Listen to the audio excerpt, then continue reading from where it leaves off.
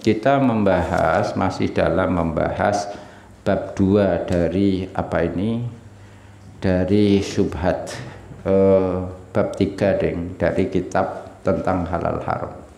Apa itu? Meneliti, menanyakan ya harta yang mau kita miliki. Kemarin yang pertama diteliti aspek pemilik barang itu. Tuh. Baik dia mau memberi hadiah kepada kita, hibah atau maupun kita mau membeli, dilihat dari orangnya, pemiliknya. Yang kedua ini dilihat dari barangnya. Barang itu diperoleh dari mana, terus kemudian berdasarkan barang itu diperoleh dari mana, kita tanyakan apa tidak kalau mau kita terima sebagai hibah atau kita beli. Tuh. Nah, jadi ini dari sebab kepemilikan. Berarti piye? Kok perlu ditanyakan? Ya soalnya begini, ada harta halal dan haram campur. Contohnya, ada di satu pasar dikirimi, entah kiriman dari mana, pokoknya ada beberapa pikul, nek saiki yo pirang-pirang truk gitu ya, makanan hasil gasapan.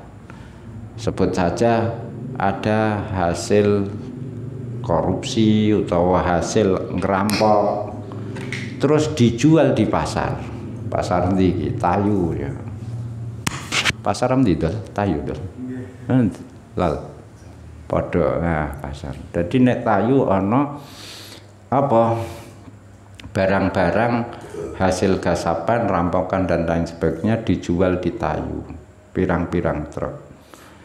Terus kemudian dibeli oleh warga pasar itu, dikulak itu. Nah sekarang sampean ke pasar Tayu, arep blonjo makanan itu tadi, gitu. Arep blonjo makanan di pasar Tayu, gitu ya. Bukan makanan tadi. Kalau makanan tadi tidak jelas itu, jelas ini hasil gasapan itu tadi. Ke pasar Tayu untuk membeli makanan. Nah, sampean ini tidak wajib baik di pasar Tayu maupun di sekelilingnya ya, menanyakan ini barang yang sampean mau beli ini dari mana asalnya.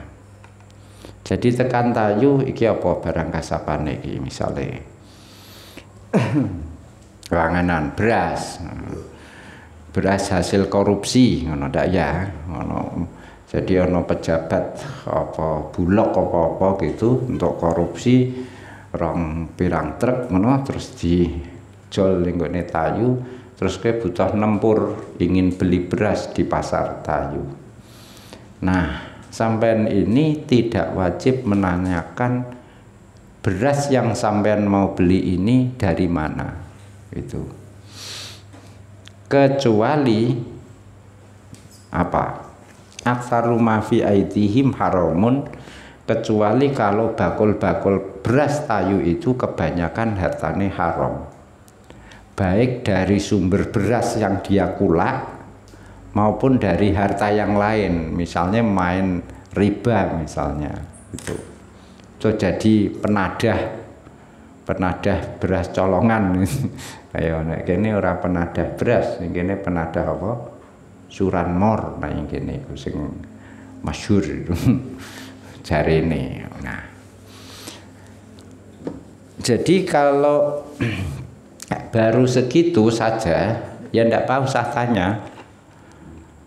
Tapi kalau sampean pas masuk toko beras mau membeli dan harta milik bakul beras ini kebanyakan haram, baik haram suka kulak dari beras korupsi maupun dia punya usaha lain yang jelas harta-harta haram, ya tidak wajib. Kalau dia seperti itu ya baru wajib gitu ya. Jadi jika kebanyakan harta bakul beras yang mau kamu beli itu kebanyakannya haram, baru ditanyakan gitu. Ditanyakan, ditelusuri gitu. Ya, hartanya tidak yang banyak tidak haram deh. Ya meneliti itu wirai tapi tidak wajib. Jadi begini, harus difahami antara wajib dan warok. Wajib itu secara fikih berarti apa? Kebanyakan harta bakul ini haram, wajib takok gitu ya. Tapi kalau kebanyakan tidak haram, ya kok takok itu namanya warok, itu saja gitu. Kalau jelas-jelas halal, bakule Pak Kaji ndak ya, duwe sawah dhewe, wah nu dhewe beras yo gede dhewe, itu jelas kehalalannya, kok malah takok. Haram itu. Kena apa? Menyakiti hati Pak Kaji. Wong Pak Kaji duwe sawah dhewe, duwe selepan dhewe, duwe pokoke jelas kehalalannya malah mbok takokno, itu hukume malah haram takok. Yes. Kenapa kok tidak wajib menanyakan selama harta orang tersebut itu mayoritas bukan yang haram? Jadi kebanyakan haram hartanya baru tanya. Kenapa kalau tidak seperti itu tidak wajib gitu. Para sahabat itu tidak pernah menghindar belanja di pasar, padahal pasarnya banyak zaman sahabat itu ya sudah dirham uang riba juga banyak, terus hasil korupsi ghanimah. Ghanimah itu umat Islam perang dapat rampasan perang, sebelum dibagi-bagi ono tentara ono wong sing korupsi terus didol gitu. Nah itu ada pada masa sahabat. Neng sahabat tidak takon-takon, sidik-sidik takon tidak. Sahabat itu baru menanyakan jika ragu.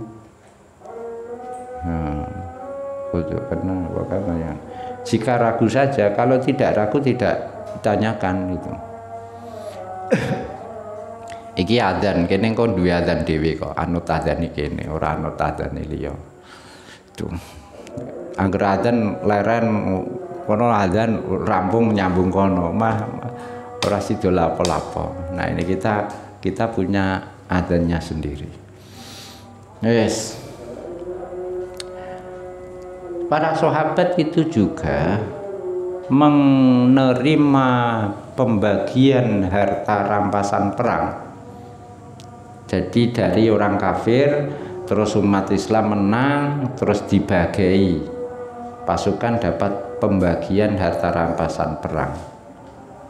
Ya, padahal sangat dimungkinkan hartanya orang kafir, pasukan kafir yang kita rampas jadi ghanimah itu dulu hasil mereka menjarah dari umat Islam.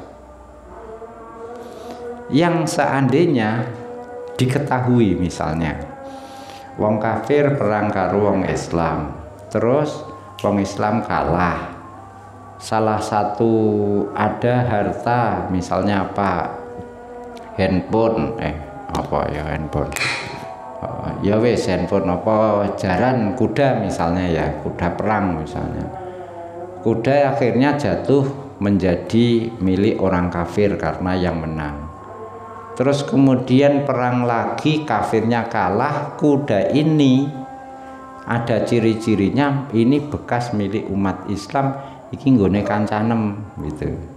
Maka kamu tidak boleh menerima pembagian harta rampasan kuda itu tadi. Jadi kamu harus ngurus ini pemilik kuda muslim, pemilik kuda dulu sebelum dirampas oleh orang kafir itu siapa urusan, tidak boleh gratis itu. Ulama sepakat itu. Duh, iki ya jarane meko Kang, malah tiba aku iku. Jarane meko pas perang kowe kalah kita ya, diampas iki malah dum-duman dibagikan jatuh ke tangan saya. itu tidak boleh ini diterima dengan cuma-cuma. Semua ulama mengatakan begitu. Nah, kalau Syafi'i, Imam Syafi'i bagaimana? Ya jarane kuda ini kembalikan ke pemilik gitu. Ya sobek, gak untuk bagian apa-apa. Ya njaluk ijol nanti. Ya, minta ganti gitu. Kalau Imam Syafi'i harus kuda ini tadi dikembalikan kepada pemilik muslim itu tadi. Kalau Imam Abu Hanifah tidak, sahibuhu aula bihi bisamani. Kalau Abu Hanifah lebih berhak uang dijual terus diberikan dalam bentuk uang. Jadi kesimpulannya apa? Sahabat-sahabat itu ketika belanja di pasar mereka tidak bertanya, terus hanya ketika ragu saja. Ketika menerima bagian rampasan perang juga tidak tanya, itu kecuali jika ragu saja. Lah ada memang Umar misalnya, Sayyidina Umar ketika jadi khalifah itu kirim surat ke penduduk luar negeri Azerbaijan jadi. Isi suratnya begini, kalian ini tinggal di kawasan yang hewan-hewan itu ya kadang disembelih kadang tidak. Jadi kalau mau makan daging, mengkonsumsi daging, tanyakan dulu ini sembelihan apa tidak. Soalnya di wilayah di kawasan seperti itu mesti muncul keraguan sembelihan apa tidak, maka tanyakan itu. Umar tidak memerintahkan tanyakan duwite barang kondi. Yang disuruh Umar itu disuruh menelusuri daging yang mau dikonsumsi itu hewannya disembelih apa tidak, itu saja. Umar tidak memerintahkan uang-uang yang dipakai transaksi sebagai alat tukar itu juga ikut ditanyakan, tidak itu. Kenapa? Ya karena uang-uang ini kebanyakan itu bukan dari jual beli lulang kulit, ya kulit bangkai itu tadi loh, yang tidak disama. Maksudnya bagaimana? Maksudnya uang ini itu apa? Ya uang ini tidak menimbulkan keraguan kalau uang dirhamnya ini itu, karena bukan dari transaksi jual beli kulit bangkai. Kebanyakan bukan kulit bangkai. Ya kebanyakan jual beli biasalah itu ya. Terus ada lagi itu Umar. Terus ada lagi Ibnu Mas'ud. Kalian ini ada di negeri yang para penjagal penyembelih hewannya itu orang Majusi.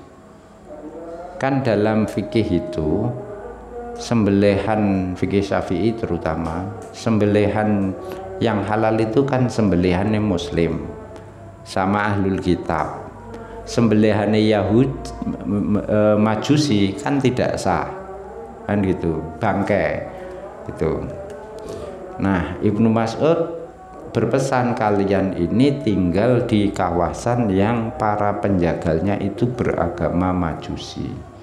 Oleh karena itu kalian kalau mau mengkonsumsi daging tanyakan dulu ya, ini sudah sertifikasi halal apa belum, sudah ini disembelih oleh Majusi apa tidak. Kenapa? Meragukan, muncul keraguan kalau seperti itu. Mungkin agak rumit ini, tapi Imam Ghazali sudah sadar. Wes tak terangno ben cetok. Mas'alatun utawi iki ku masalah